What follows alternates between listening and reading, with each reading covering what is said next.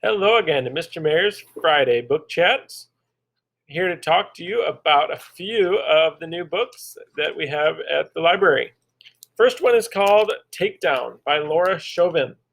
And it is about a girl named Michaela who has always grown up kind of under the shadow of her brothers. Her brothers are die-hard wrestlers. They love wrestling and are good at wrestling. And Michaela has always been dragged along, and it turns out that she's a pretty good wrestler herself. And even though she's a girl, that's not going to stop her from kind of rising to the top. And then there's another character named Lev, and he's determined too that he's going to make it to the state championship. And he's used to training with his two buddies, but at the beginning of 6th grade, he's paired with a new partner, a girl, Michaela. And he doesn't want that to get in the way of his goal. So they work together and they find a way to become friends, but they're both competing to become state champions. So this is told in alternate perspectives. So you get Mickey's side of the story, Michaela's side of the story, as well as Lev's. The next book that we're going to talk about is Force Out. And this is kind of similar in the fact that we've got two best friends, and they've been best friends forever, and they're on the same baseball team, and they're shoo-ins for the all-star team at the end of the season. And their dream is to play together on that, super select team. And they'll do anything to help each other get there. But when one of the characters is forced to go on an extra credit field trip that would make him miss the championship game and his chances to move on to the select team, they come up with a plan to lie a little bit to bail him out. But then they find out that there's only one open spot on the select team. And suddenly the two best friends are competing with each other. They become their biggest rivals.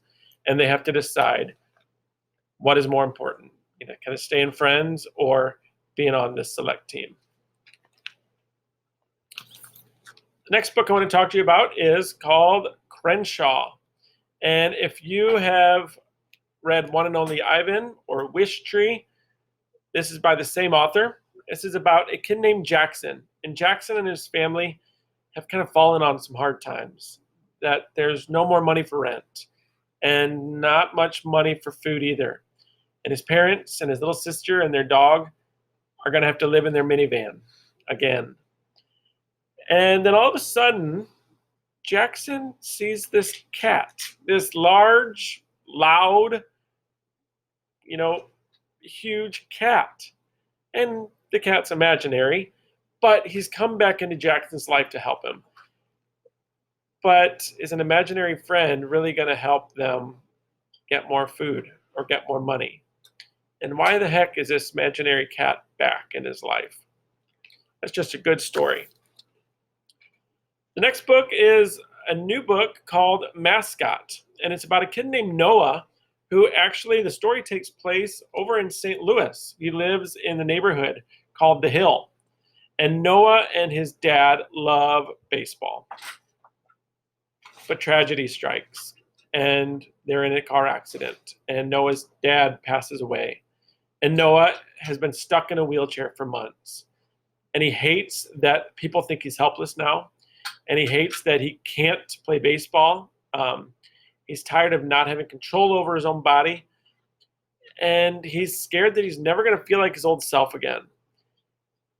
And this is all about him just trying to get back to how he used to be. And it kind of gives you a little bit of perspective of what it would be like being in a wheelchair, of having your whole life kind of flipped.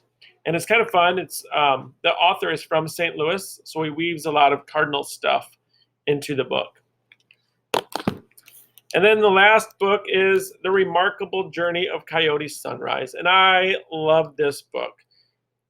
This book is about a girl and her dad that have lived on the road in an old school bus crisscrossing the nation for 5 years. Because it's been 5 years since Coyote, the main character, has lost her mom and two sisters in a car accident. And they've been on the road, just meeting different people, picking up strangers, living the life on the road. And they find out that the childhood park back in their hometown in Washington is being demolished. And there's something at that park that is very important to Coyote, that she needs to be back there before the park is demolished. And she has to convince her dad, who does not want to go back to where it happened. She has to convince her dad to go back. This is just a fantastic story of friendship, of grief. The way Dan Gemeinhart writes, he wrote Scar Island and The Honest Truth. And I love, there's a quote in here. It says, sometimes making friends is tough. And sometimes it's as simple as finding someone who loves books and kittens as much as you do. I kind of love that quote. So check this one out. I guarantee you'll love it. All right, always enjoy reading. Come see me in the library.